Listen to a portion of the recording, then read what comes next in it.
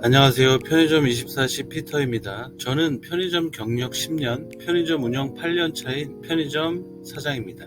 그런데 왜 제목이 담배가게 사장이냐고요? 나는 편의점을 운영하고 있지만 담배가게 사장입니다. 어떤 내용인지 함께 살펴보겠습니다. 고향의 편의점을 정리하고 수도권에서 편의점을 다시 창업하기 전에 이마트24를 제외한 3, 4 브랜드의 점포 물건을 모두 둘러보았습니다. 하루라도 빨리 수입이 필요했기 때문에 한 달 안에 무조건 편의점을 오픈해야 했습니다. 3개 브랜드의 10개 점포를 모두 둘러본 후에 그 중에 1개 점포를 선택해서 계약을 했습니다. 보통 편의점 매출 비중을 보면 상품 60에서 65%, 담배가 35에서 40% 정도 됩니다. 2014년도에 고향에서 오픈했던 점포는 평균 담배 비중이 34%, 상품이 66%였습니다. 지금 제가 운영하고 있는 점포의 담배 비중은 평균 58%입니다. 처음에 이 점포를 인수할 때는 더 높았습니다. 담배 비중이 63% 정도 된 것 같습니다. 지금은 그나마 담배 비중이 줄었습니다. 왜냐하면 타사 브랜드가 오픈하면서 담배 매출도 가져갔기 때문입니다.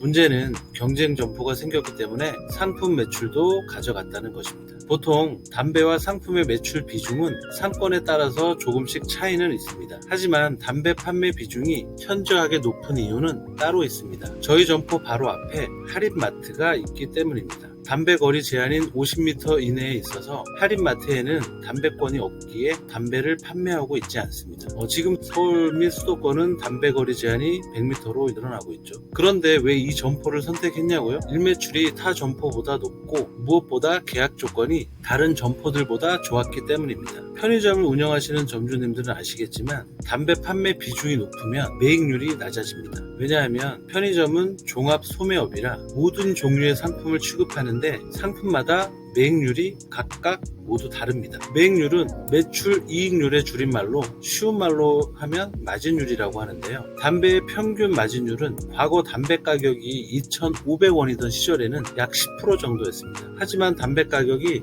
4,500원으로 인상된 후 평균 마진율은 약 8% 정도로 낮아졌습니다. 총 마진율은 모든 상품의 마진율을 평균 값으로 산출을 해서 정해집니다. 그래서 담배같이 마진율이 낮은 상품의 매출 비중이 높으면 당연히 총 마진율은 하락하게 됩니다. 쉽게 설명하자면 만약 하루 매출이 100만원이라고 가정한다면 담배와 상품의 판매 비중이 65대 35인 점포라면 상품은 고작 35만원만 판매된 것이죠. 200만원이라고 가정을 한다고 해도 상품은 고작 70만원이 판매가 된 것입니다. 너무 세부적으로 들어가면 복잡하니까 마진율에 대한 내용은 여기까지 하겠습니다. 어쨌든 그리해서 저는 편의점을 운영하고 있지만 담배 가게 사장이 되었습니다. 어찌 보면 근무자들은 편할 수도 있습니다. 상품 매출이 높지 않으니 상품 입고가 많이 되지 않기 때문에 일하기가 조금 더 수월하기 때문이죠. 계약에 따라서 조금씩 차이는 있지만 담배 한 갑 팔아봐야